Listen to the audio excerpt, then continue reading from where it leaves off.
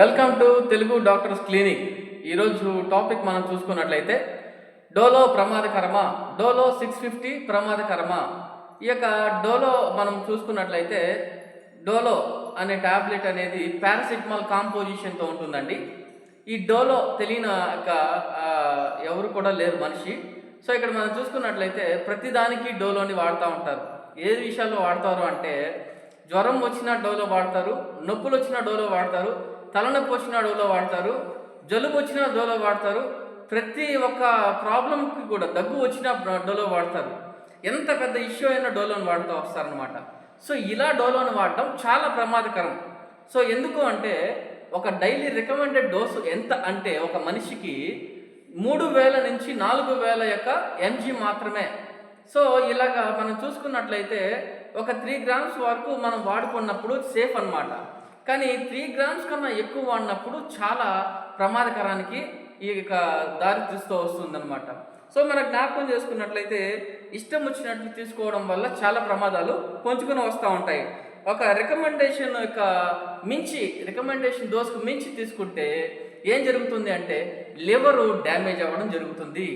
Recommendation డోస్కి మించి తీసుకున్నట్లయితే ఏం జరుగుతుంది అంటే కిడ్నీ డ్యామేజ్ అవ్వడాన్ని మనం చూస్తూ రావచ్చు. ఎందుకు అంటే ఇవి లివర్ అనేది మెటబాలిజం చేస్తుంది, కిడ్నీ అనేది ఫిల్టర్ చేస్తుంది అనమాట. సో ఇక్కడ మనం చూసుకున్నట్లయితే ఇది పారాసిటమాల్ పాయిజనింగ్ అంటారు. అంటే కొంతమంది ఏదన్నా పాయిజన్ తీసుకోవాలనుకున్నప్పుడు ఏది దొరికితే ఆ మందులు తీసుకుంటూ ఉంటారు.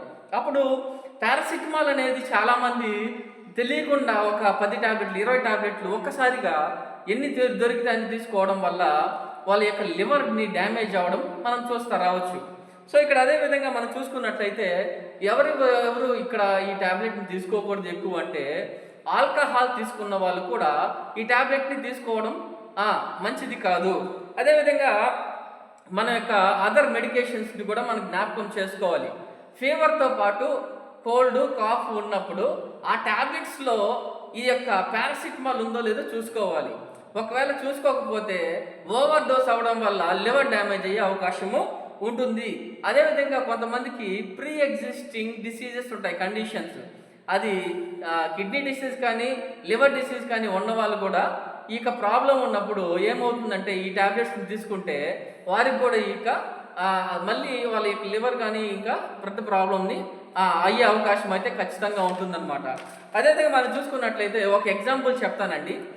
ఒక చిన్న బాబుకి ఇంట్లో వాళ్ళు జ్వరం వచ్చిందని ట్యాబ్లెట్స్ వేస్తూ వచ్చారు.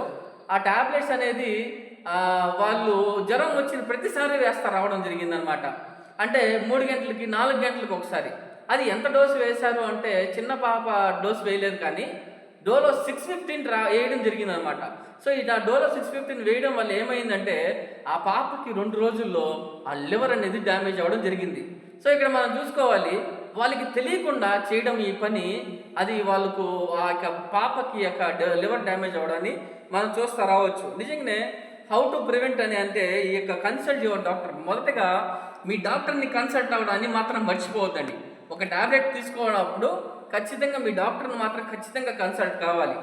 రెండవదిగా మనం చూసుకున్నట్లయితే మనకి ఒక నాలెడ్జ్ లేకుండా ఏ ట్యాబ్లెట్ని కూడా తీసుకోకూడదు.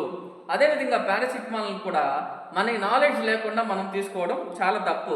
అదేవిధంగా ఆల్కహాల్ ఉన్న వాళ్ళు కూడా ఈ యొక్క ట్యాబ్లెట్ని తీసుకోవడం, ఇంజెక్షన్ తీసుకోవడం అది మంచిది కాదు. సో ఒకవేళ ఆల్కహాల్ తీసుకుంటే డాక్టర్కి ఇన్ఫార్మ్ చేయాలి. ఆ యొక్క ట్యాబ్లెట్ ఇస్తారా లేకపోతే ఇంజెక్షన్ ఇస్తారా అనేది డాక్టర్కి ఇన్ఫార్మ్ చేయాలి. ఆ టైంలో కూడా ఈ ట్యాబ్లెట్స్ని వేసుకోకూడదు.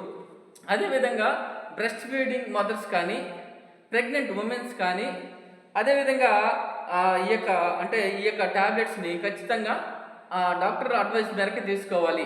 చిన్నపిల్లలు కూడా ఈ యొక్క పారాసిటమాల్ని డాక్టర్ అడ్వైస్ మేరకే తీసుకోవాలి.